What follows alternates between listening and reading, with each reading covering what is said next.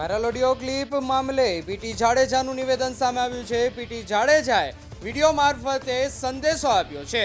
સંકલન સમિતિમાંથી મેં કાંઈ રાજીનામું નથી આપ્યું તેવું પણ જણાવ્યું છે। સાથે જ સંકલન સમિતિ વિરુદ્ધ મારી નારાજગી હતી એ નારાજગી મેં વ્યક્ત કરી છે।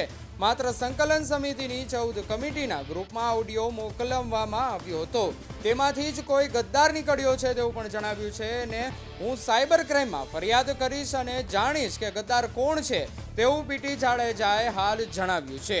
જય માતાજી, હું પીટી જાડેજા મીડિયા સમક્ષ એક નિવેદન કરવા માગું છું કે સવારથી મને ફોન આવે છે, ટીવીમાં જાણવા મળેલ છે। તો પહેલાં તો મેં રાજીનામું આપવાનું કીધું હતું, આપ્યું નથી અને આપવાનો પણ નથી।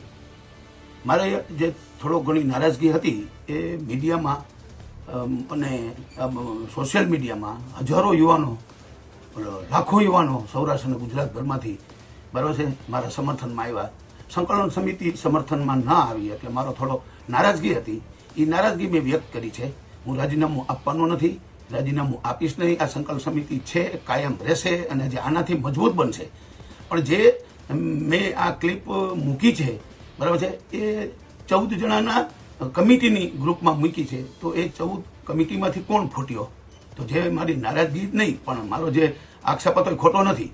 હું સાયબર ક્રાઇમમાં ફરિયાદ કરીશ અને હું જાણીશ કે આ ગદ્દાર કોણ છે, એ એક જ છે। એટલે મને સંકલન સમિતિના બધાના ફોન આવ્યા કે ભાઈ એક જ વ્યક્તિ છે તો આપણે એને ખુલ્લો પાડશું અને સંકલન સમિતિમાં જે આવી રીતે જોડાયેલા છે એને આપણે દૂર કરશું। એટલે મારી નારાજગી દૂર થઈ ગઈ અને અત્યારે મારે રમજુ બાબા સાહેબ બધા સાથે વાતે થઈ ગઈ બરાબર છે। અને હું સાંજે કે કાલે અમે આ મિટિંગ કરશું, આ બાબતમાં ચર્ચા કરશું એવું પણ મને કીધું, પણ મૌખિક મને બધાના ફોન આવ્યા એમાં આવું જણાવ્યું છે। એટલે હાલ આપને હું સંદેશો આપવા માગું છું, રાજીનામું આપ્યું નથી, આપવાનું નહીં, મારી નારાજગી છે મેં આપને કહી દીધું। નારાજગીનું કારણ આ હતું, બીજું કાંઈ નહોતું। જય માતાજી, છાત્ર ધર્મ કે ગઈ, આથી વિશેષ મારે બીજું કંઈ કહેવાનું થતું નથી। મારો